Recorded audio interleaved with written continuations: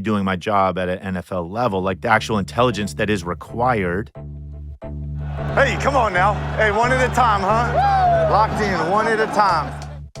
You know, the seconds that take place between me getting the play call in my ear, stepping into the huddle, calling the play, like having to regurgitate that, obviously having to digest it, potentially give out reminders to anybody. Hey, do you know what's coming? Hey, just trying to look him up. Great job. Hey, great job. We break the line, we get up to the huddle. I have my pre-snap tells as I'm looking at the defense. Is it 1st and 10? Are we in 3rd down? Like, what's the situation of the game? Boom, I snap the ball. And then now we're talking in like fractions of a second, like microseconds here. Your analysis and decision-making and processing, like to go from like A to B to C, you know, and then God forbid that the right guard doesn't block his guy, and then all that out the window. Alex Smith stepping up in the pocket, trying to keep the play alive. Now he'll run. Break out of the pocket, don't get sacked. Now at this point, find a guy on the run, make a play. Smith, flush from the pocket. Throws on the run, and it is caught. It just has nothing to do with deducing which one of the words didn't go with the other 3. Right. So this was a thing that they mandated at the Combine until last year. Honestly, the most important thing of all that all the crap that I just went through is not so much do you have the intelligence and processing, but kind of do you have the guts, the confidence, the calmness, given the stage to do it all. And yes. That's probably even more important. The pressure. Like performing under pressure. Yeah. Like do you have it there? Yeah. Yeah. And how do you measure that? I want to help people who scout players and talk about sports with the vocabulary of this whole exercise. If it's not intelligence, which can mean you aced the verbal part of the SAT, which I can imagine both of us did. It's what is processing? What does it mean? Is it decision making? How are you characterizing what the skill is if it's not intelligence as has been previously defined? What would you love to test for when it comes to a quarterback that you're about to potentially give 9 figures to? It's kind of the ability to get into a flow state. Given just large, strong guys trying to rip your head off.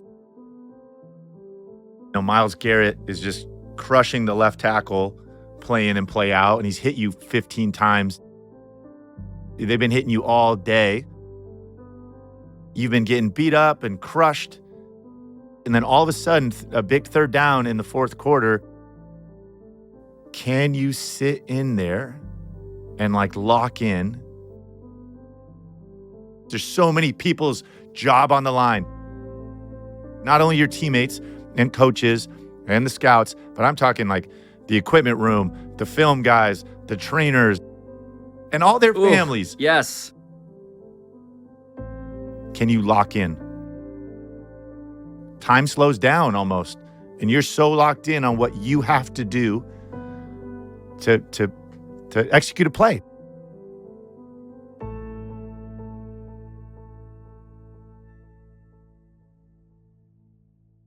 So in the midst of all of that stuff, like external distractions, internal distractions, right, from the pressure of the situation in the moment, that it just is you're unflinching. You've described a very unique job.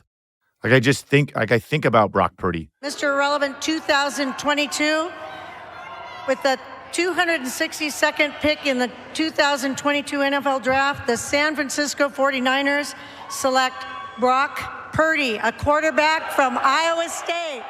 Go Niners! I mean, he was a 4-year starter at Iowa State. How was it that nobody was able to identify what it is that, like those traits? Right. Last pick of the draft is what he ends up being, despite all the stuff that, again, with hindsight, we can now discern.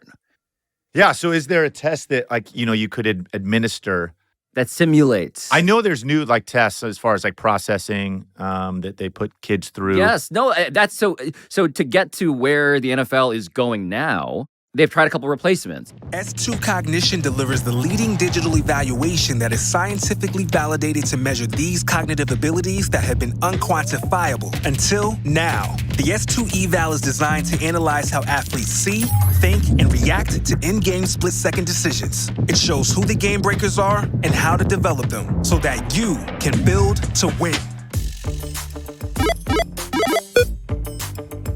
Okay, so that, to be clear, is a marketing video for S2 Cognition.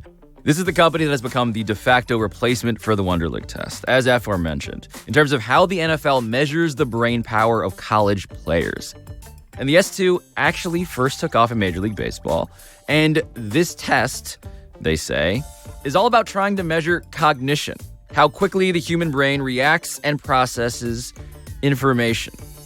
Like in baseball, for instance, is this pitch a fastball, slider, changeup, curveball? That's the sort of speed of decision-making that they're testing for. And here, in football, it's basically about solving puzzles as fast as possible. It's blocking out the noise, having a feel for the pressure, adjusting when things break down. But the problem now with S2 Cognition is that the biggest thing breaking down is the quarterback who aced their test. Because Bryce Young did get 98 out of 99 on his S2 exam, and that did help him get picked number 1 overall by the Panthers. And the Texans, by contrast, got CJ Stroud and his 18 out of 99 on the S2, which is, again, utterly abysmal. And CJ Stroud is not just the best quarterback in the 2023 draft, it seems like.